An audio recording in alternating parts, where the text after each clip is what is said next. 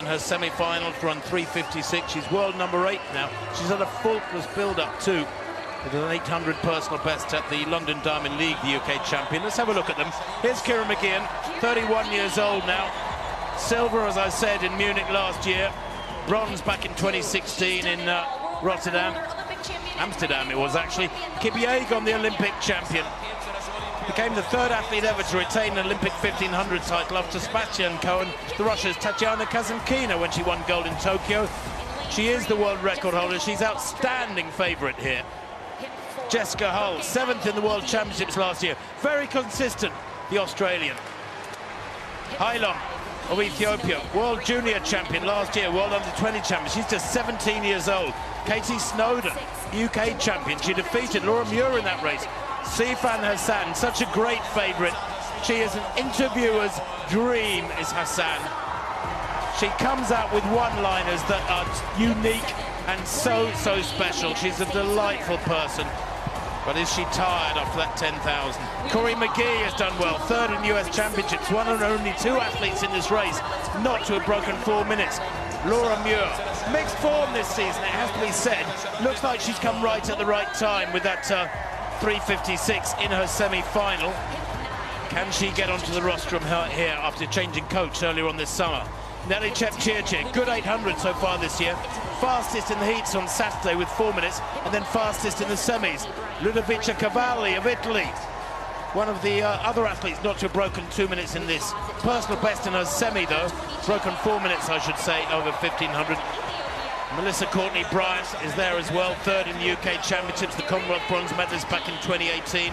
Back from a lot of injury problems, has done wonderfully well. Big strides this year with a personal best of 3:58 in Chortsov some 5 weeks ago. And Diriba Welteji completes the lineup there on the outside. Great competitive record, as I said, Welteji this year. How will it go then? No pacemakers here.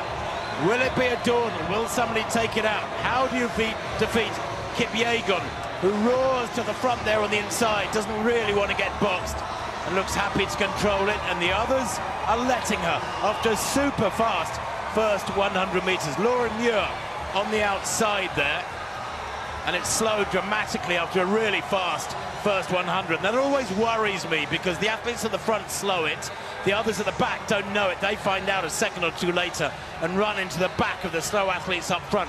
So they're very tightly bunched, Rob Walker, now as they come towards 300 metres. Kipyegon playing a Pied Piper. It's understandable, Tim, given that she's broken 3 world records already this year. Unless she makes a mistake, the rest of this world-class field are bidding for a silver and a bronze.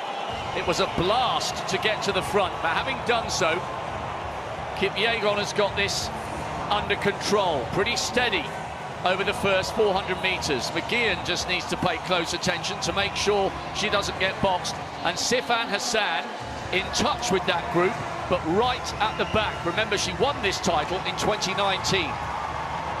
Well, that 400 times 65.14, very slow for this field.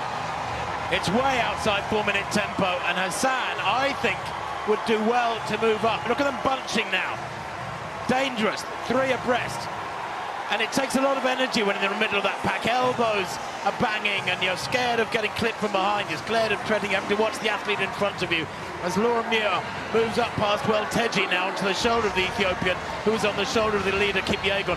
They're allowing Kipyegon to control this, and I think that's a mistake. Somebody should try and disrupt this, because it's slow. If it was 2:08 at 800, that would be 4-minute tempo, and it's going to be way outside that. Hull of Australia in 5th place on the outside, and still Hasaan at the back as they come towards 800 metres. 2:11.78. It was a much slower lap, 66.64. Someone's got to seize their opportunity here. You can tell Laura Muir is itching to get to the front. The Olympic silver medalist, bronze medalist last year. She's had a difficult time on and off the track, but looks like she's back in the groove, and they're now all beginning to get ready to strike. But have they left it too late? Have they played into the hands of this year's outstanding performer?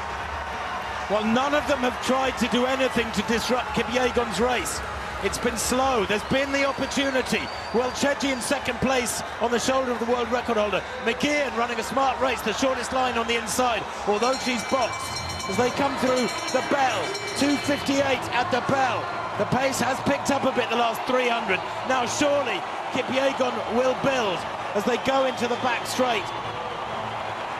Others beginning to lose ground. Laura Muir at the back has 300 to go as Hasaan now comes into the frame.